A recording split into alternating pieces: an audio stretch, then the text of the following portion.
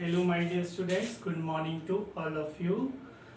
Today we will start new topic, solution chapter azeotropes. Azeotrope बताने से पहले आपको मैं बताना चाहता हूँ कि हमने last time ideal and non ideal solutions पढ़ा था. नॉन आइडियल सॉल्यूशंस जो राउल्स लॉ को ऑब्जर्व नहीं करते उनको हम क्या बोलते हैं, नॉन आइडियल सॉल्यूशन बोलते हैं. और there are two types of ideal solution, ऐसे सॉल्यूशंस जो शो करते हैं positive deviation and negative deviation. Positive deviation में वेपर प्रेशर क्या होता है, मैक्सिमम होता है, और नेगेटिव डेविएशन में वेपर प्रेशर मिनिमम होता है ना. तो उसके बेसिस पर एजियोट्रॉप्स, यहाँ पे एक नेम है एजियोट्रॉप्स. तो एजियोट्रॉप्स मीन्स होता है, azeotropes are binary mixture having the same composition in liquid and vapour phase. मतलब टू ऐसे सॉल्यूशंस का मिक्सचर जिनका कंपोजिशन सेम होता है लिक्विड फेज और वेपर फेज दोनों में, and boiling at a constant temperature. और ऐसा मिक्सचर क्या होता है, एक कांस्टेंट टेम्परेचर पर बॉइल होता है. मतलब उनका जो अलग अलग टेम्परेचर रहा होगा मिक्स करने के बाद एक कांस्टेंट टेम्परेचर पर ही दोनों एक साथ बॉइल होंगे. ठीक है.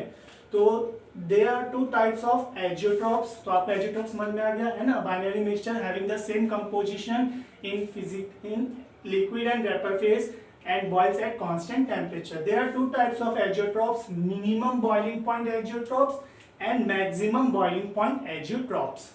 है ना. तो minimum boiling point and maximum boiling point azeotropes को हम ऐसे समझते हैं डिफरेंस के बेस पर. सबसे पहले हम यहाँ पर लिख लेते हैं maximum boiling point azeotropes and minimum boiling point azeotropes. तो maximum boiling point azeotropes means होता है ऐसे सॉल्यूशन का mixture that show large negative deviation. Negative deviation show करता है मींस क्या होता है, वेपर प्रेशर क्या होता है, लो होता है. तो वेपर प्रेशर जब लो होगा, हमेशा जब वेपर प्रेशर ज्यादा होता है किसी सॉल्यूशन का, उसका बॉइलिंग पॉइंट हमेशा हाई होगा. और अगर वेपर प्रेशर लो है तो उसका बॉइलिंग पॉइंट हाई, और वेपर प्रेशर अगर हाई है तो बॉइलिंग पॉइंट लो होगा. तो मैक्सिमम बॉइलिंग पॉइंट में यहाँ से क्लियर है, अगर बॉइलिंग पॉइंट मैक्सिमम है मतलब वेपर प्रेशर क्या होगा, लो होगा. तो the solution that show large negative deviation from Raoult's law from maximum boiling point azeotrope at a specific composition. और एक स्पेसिफिक कंपोजिशन लेते हैं. Suppose when we mix nitric acid 68% and 32%, तो इससे जो सॉल्यूशन बनेगा एक एजियोट्रॉप जिसका बॉइलिंग पॉइंट इतना हो जाएगा. मतलब कि ये जो बॉइलिंग पॉइंट है क्या है, ये मैक्सिमम है. इन दोनों का जो boiling point separate boiling point होता है वो क्या होता है, दोनों का प्योर स्टेट में बॉइलिंग पॉइंट कम होता है. जब इन दोनों को मिक्स करते हैं तो दोनों इसी टेम्परेचर पर एक साथ मिक्सचर जो होता है बॉइल होता है. ठीक है. और फिर इसमें जो अपोजिट होता है, इसमें क्या होता है, अब इसमें मिनिमम बॉइलिंग पॉइंट है, तो नाम से क्लियर है मिनिमम बॉइलिंग पॉइंट है. तो ऐसा सॉल्यूशन जो क्या करेगा, लार्ज पॉजिटिव डेविएशन शो करेगा. मतलब इसमें वेपर प्रेशर हाई होगा तो बॉइलिंग पॉइंट मिनिमम हो जाएगा, है ना. स्पेसिफिक कंपोजिशन पर ये भी बॉइल होगा. तो इसमें जो मिक्सचर का बॉइलिंग पॉइंट होगा वो कम हो जाता है, और उसके अलग अलग कंपोनेंट का जो बॉइलिंग पॉइंट होता है वो प्योर स्टेट में ज़्यादा होता है. मिक्स करने पर एक स्पेसिफिक मिनिमम बॉइलिंग पॉइंट पर वो बॉइल होता है.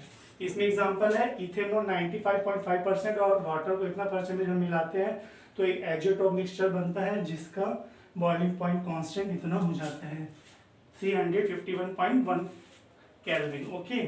तो इसमें the boiling point of this azeotrope is higher than the boiling point of its composition. इसमें जो मिक्सचर के बाद एजियोट्रॉप बनता है उसका बॉइलिंग पॉइंट क्या होता है, हायर होता है then the boiling point is constituent. जो कंस्टिट्यूट एलिमेंट्स जो इसमें मिक्स सॉल्यूशन लिए उनके अलग अलग जो बॉइलिंग पॉइंट है उससे ज्यादा होता है. इसमें जो पॉजिटिव हो जाएगा, the boiling point of this azeotrope is lower than the boiling point of it's constitute. इसमें कंस्टिट्यूट जो प्योर स्टेट में होते हैं उनसे उन मिक्सचर का क्या होता है, मिनिमम होता है.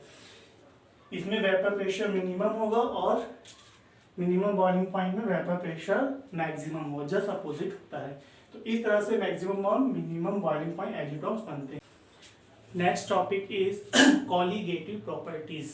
कॉलीगेटिव प्रॉपर्टीज मीन्स होता है properties that depend on the only number of solute particles but not on the nature of solute particles, मतलब किसी सॉल्यूशंस की वो प्रॉपर्टीज जो ओनली किस पे डिपेंड करती है, सॉल्यूट पार्टिकल्स के नंबर्स पर, ना कि सॉल्यूट पार्टिकल्स के नेचर्स पर। ऐसी प्रॉपर्टी को हम क्या बोलते हैं, कॉलिगेटिव प्रॉपर्टीज बोलते हैं। The properties that depends on the number of solute particles irrespective of their nature, means nature पर डिपेंड नहीं करती है, इस पर डिपेंड करती है number of solute particles related to the total number of particles present in the solution। इसी solution में present total number of particles पर जब कोई प्रॉपर्टीज डिपेंड करती है तो उसको हम कॉलिगेटिव प्रॉपर्टीज बोलते हैं।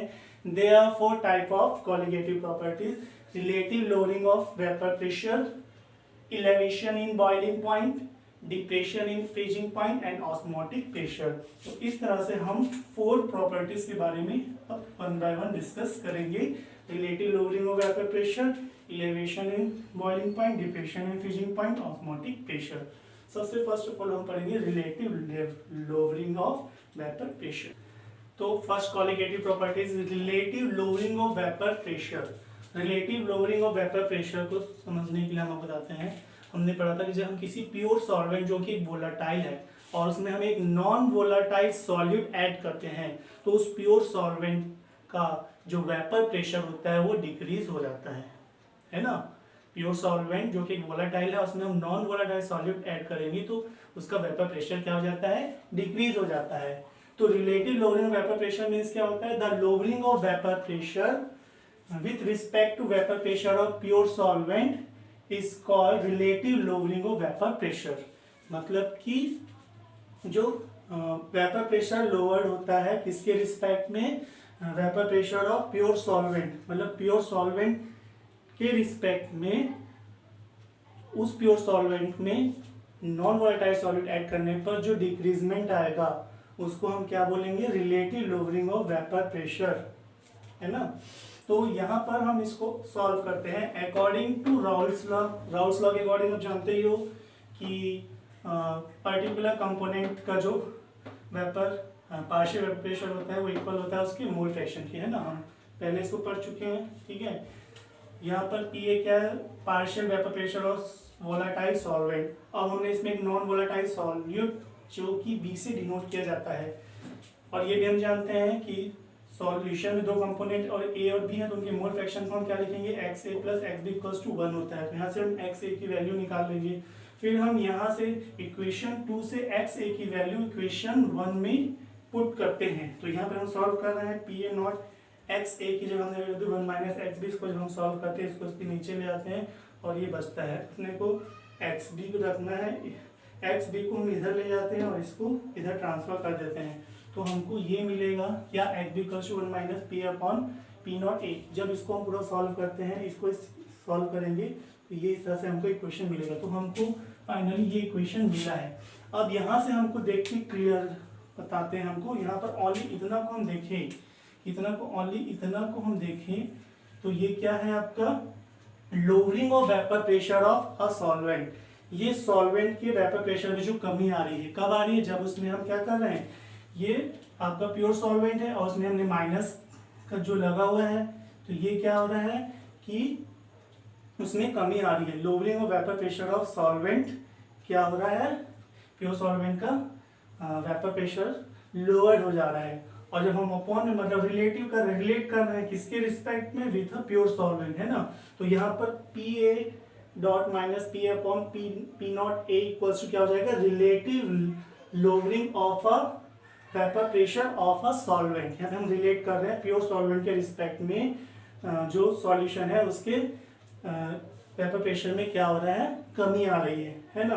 तो इसको हम एक्सप्लेन कर सकते हैं, we can say that relative lowering of vapour pressure of a solvent in a solution containing non volatile solute is equal to mole fraction of a solute present in the solution. मतलब हम इसको define कर रहे हैं कि relative lowering of vapour pressure of a solvent in a solution containing non volatile solute is equal to mole fraction of solute present in the solution. ये हो गया। अब इस इक्वेशन को हम एक तरह से और लिख सकते हैं यहाँ पर हम इसको ले रहे हैं एक्स बी के इक्वल्स टू हम N B upon N A plus N B क्यों लिख सकते हैं, क्योंकि हमने मोल पढ़ा था मोल फ्रैक्शन में कि किसी एक कंपोनेंट का मोल फ्रैक्शन अपॉन उस सॉल्यूशन प्रेजेंट टोटल कंपोनेंट के नंबर ऑफ मोल्स हो गया ना। तो हमने यहाँ पर पुट कर दिया एन बी का नंबर ऑफ मोल और सॉल्यूशन में ए और बी दोनों के नंबर ऑफ मोल्स को हमने रख दिया। अब क्योंकि अब हमें फॉर अ डाइल्यूट सॉल्यूशन हम डाइल्यूशन कर रहे हैं तो जो सॉल्वेंट है उसका डाइल्यूशन होने पर वो उसकी वैल्यू ज़्यादा होगी किससे, सॉल्यूट से, क्योंकि वो ज़्यादा अमाउंट में प्रेजेंट है। तो हम डिनोमिनेटर में से एन बी जो कि बहुत ही स्मॉलर है उसको हम नेग्लेक्ट कर देते हैं। तो नेग्लेक्ट करने पर हमको ये इक्वेशन मिलता है आगे। अब n B upon N A value रखेंगे number of moles equals to होता है गिवन मास, हमने जब मोल कॉन्सेप्ट पढ़ाया था 11th में, given mass upon molar mass. तो एन बी का गिवन मास हो जाएगा W B upon M B और एन ए का given mass W upon M E. फिर इसको हम ऐसे करके आगे सॉल्व करेंगे डब्ल्यू एम बी, जब इसको हम अपॉन से उसमें चेंज करेंगे तो हमको क्या फार्मूला मिल जाएगा, ये हो जाएगा और ये ऊपर चलेगा एम ए डब्ल्यू, तो हमको ये फार्मूला मिल जाएगा। यहाँ पर W A and M E क्या है, डब्ल्यू ए जो है वो मास है और ये मोलर मास है किसका, सॉल्वेंट ए मतलब सॉल्वेंट का, और W B and W M B क्या है, मास एंड मोलर मास है किसका, सॉल्यूट का। तो इस तरह से इस इक्वेशन का यूज करते हुए हम क्या कर सकते हैं, सॉल्यूट का मोलर मास कैलकुलेट कर सकते हैं। This equation can be used for determine molar mass of solute या फिर मोलर मास ऑफ सॉल्वेंट भी हम इससे। Property is elevation in boiling point. Boiling point में एलिवेशन मतलब इंक्रीजमेंट होना, ठीक है। तो यहाँ पे सबसे पहले वर्ड है बॉइलिंग पॉइंट, है ना। तो बॉइलिंग पॉइंट मीन्स क्या होता है, boiling point of the liquid is temperature. Boiling point of a liquid is a temperature at which vapor pressure of liquid becomes equal to atmospheric pressure, है ना।